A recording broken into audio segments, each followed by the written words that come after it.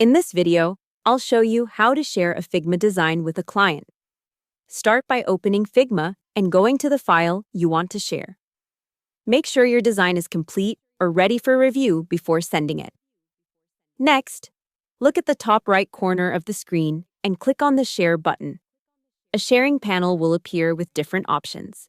From here, you can enter your client's email address to invite them directly. You can also adjust their permissions by choosing whether they can view, comment, or edit the file.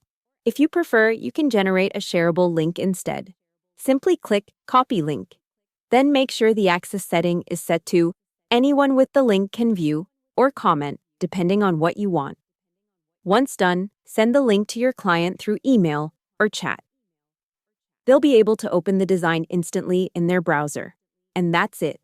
You've successfully shared your Figma design with your client for easy collaboration and feedback. Hope the tutorial was helpful. Subscribe to my channel and see you in the next video.